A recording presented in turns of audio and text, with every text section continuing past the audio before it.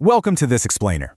Today, we're totally stripping away the typical preseason hype to bring you a rigorous, tactical, and predictive breakdown of this preseason Week 2 clash between the Buffalo Bills and the Cleveland Browns.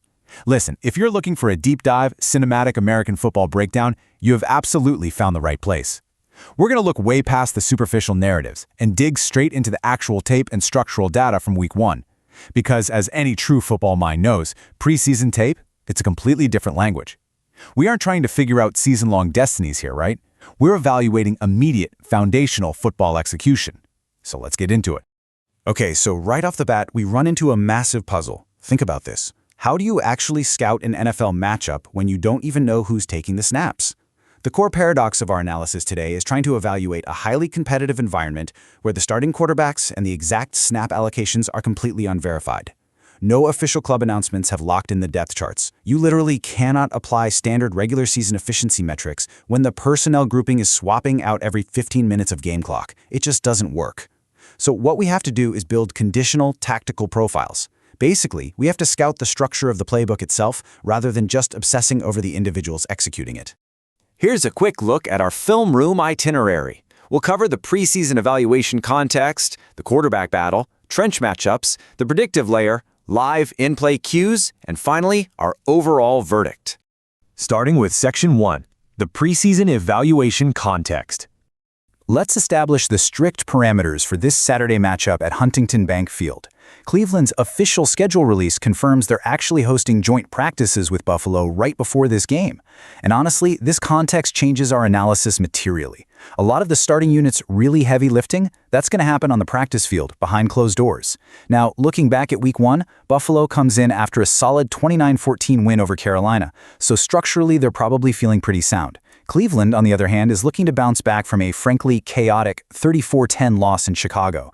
Even in August, there is a massive psychological difference between smoothly executing your script and just getting totally blown off the line of scrimmage. So, to interpret this game properly, we have to focus intensely on expected snaps and specific tactical stress tests, completely ignoring broad regular season narratives. Moving to Section 2, the quarterback decision battle. The absolute most critical evaluation point for Cleveland this week revolves around their quarterback operation against Buffalo's disguise. Cleveland's Week 1 tape revealed some huge operational red flags. Now, Deshaun Watson actually looked okay early on. He went 11 of 15 for 126 yards in the first half and helped build a 10-0 lead. But then, disaster struck. A devastating pocket strip sack gifted Chicago a really short field and just completely flipped the game state. That is a critical failure in ball security. When you add in a failed 4th-and-1 conversion right at the Bears' 5-yard line, which really highlights fundamental execution issues in the trenches, plus late interceptions from reserves Sadur Sanders and Dylan Gabriel, you've got a recipe for total operational chaos. Because of all that, we are looking at a highly conditional matchup depending on who is actually under center. If Watson gets extended snaps, Buffalo's defensive front has to dynamically shift to attacking his throwing arm to really test that pocket ball security. Expect them to use simulated pressure and late safety rotations to muddy up his pre-snap reads, basically forcing him to hold the football a half-second too long. But if Sanders or Gabriel take the field early, the defensive goal flips entirely. Buffalo will immediately test their decision speed the very second their primary read is covered.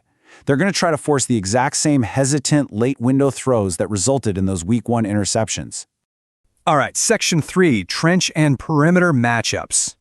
Let's move down to the line of scrimmage, where Cleveland's offensive line faces a massive test. The official recap out of Chicago noted that Cleveland gave up 2 absolutely brutal sacks to Jamari Croma, along with that critical strip sack we just talked about. The film shows clear structural breakdowns. Cleveland's tackles literally cannot afford to overset wide rushes this week. When a tackle oversets to the outside, you know what happens? They surrender the shortest possible path to the quarterback right through that inside gap.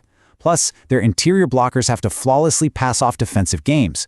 If they don't lock down their pre-snap communication and protect those B-gaps, Buffalo's going to easily recreate the exact same pocket collapse we saw in Chicago. Flipping to the other side of the ball, Buffalo's offensive identity heavily depends on their own quarterback availability. If Buffalo rolls out a mobile primary quarterback, Cleveland's edge rushers have to hold strict contain.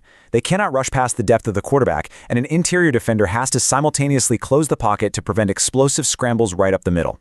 Conversely, if Buffalo plays their reserve protection group, Cleveland can't just sit back in a passive rush. They need to aggressively test that unit's communication with simulated pressure. Because, let's be real, reserve offensive lines usually communicate about as well as a broken radio. Out on the perimeter, we have a really brilliant tactical story. Week 1 showed us that pre-snap motion and screen leverage are far more actionable indicators of a secondary success than raw, meaningless preseason passing yards. For example, Cleveland scored on a beautiful 14-yard jet sweep. Using motion like that fundamentally alters the defense's eye discipline. It creates a perimeter edge without the inherent risk of a traditional deep dropback. But on the flip side, Cleveland's defense gave up a massive 49-yard screen touchdown purely due to completely failed perimeter leverage and really poor block defeat. So shedding blocks and tackling underneath completions is going to be a huge live signal to watch for in this game. Now, Section 4, the predictive layer and markets. Before we look at the numbers, I need to be entirely transparent. This explainer is strictly for sports analysis and entertainment purposes, okay? These probabilities are just model estimates based on very limited preseason samples. With zero verified depth charts, target shares, or snap allocations, attempting to confidently project individual performance is basically a fool's errand. So what's the responsible analytical move here? Pass on the spread, pass on the total, and definitely pass on player props pre-kickoff. The money line merely offers a slight model lean toward Buffalo, and that's largely factoring in their structurally sound Week 1 win against Cleveland's highly documented turnover issues. Now look at that number right there, 0%. It is absolutely crucial to remember that the probability of overtime in this matchup is exactly 0. Preseason NFL rules explicitly dictate that a game just ends in a tie after regulation. There is no overtime period. This drastically impacts fourth quarter pacing and late game risk aversion. Coaches aren't going to manage the clock to ensure they get the ball last in a tied game. They are going to manage the clock to evaluate a specific 2-minute drill package, totally irrespective of what the scoreboard says. Driven by conservative model estimates that modestly weight home venue, those specific tie rules, and the operational tape from Week 1, our base projection points to a narrow 21-19 Buffalo victory. That represents a roughly 40-point combined score center.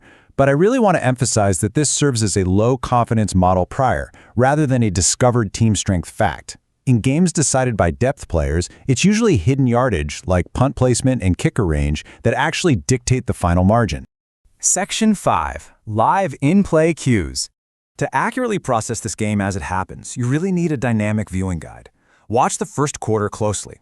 A successful, methodical first down run or a quick completion that creates a second and manageable situation is vastly more informative than a chaotic, broken play explosive downfield. In the second quarter, you have to mentally separate the first unit snaps from the reserves and really evaluate the pressure allowed by the backups. By the fourth quarter, your eyes should be locked on reserve clock management, punt protection, and kicker range. Remember, we saw 49, 50, and 51-yard field goals in Cleveland's Week 1 game. That means drives can stall out in your midfield and still easily result in points. Game states matter immensely here. Grading a team that's playing from ahead in the preseason requires a lot of nuance. An early lead built on sustainable, clean pocket operation and early down rushing success is entirely different from a lead gifted by short fields, forced turnovers, or special teams returns. So if Cleveland leads early, validate that lead by checking for a complete absence of turnovers and totally clean center quarterback exchanges. If Buffalo leads early, watch to see if their defensive front is generating natural pressure with just 4 rushers without having to blitz away their coverage integrity on the back end. Finally, Section 6, the final verdict. So how do we actually grade a game where the starters are a secret? You grade it by completely ignoring the scoreboard narrative and obsessing over the mechanics. Look for offensive line continuity, evaluate the quarterback's decision speed against disguised coverages, and scrutinize that special team's execution. Those are the true, unshakable indicators of structural football health in an exhibition environment. Synthesizing all this data, our model suggests a 51% probability for a Buffalo win, largely capitalizing on Cleveland's pressing need to prove they have a cleaner first unit pocket than what they showed in Chicago. Cleveland sits right behind at a 47% win probability, alongside that rare but mathematically real 2% chance of a regulation tie, all thanks to the sudden death nature of the final whistle. Ultimately, exhibition football is just a massive battle of attrition. The starting units write the opening script, sure, but the backups finish the novel. Will a fourth quarter depth mismatch completely eclipse everything the starters establish in the opening frame?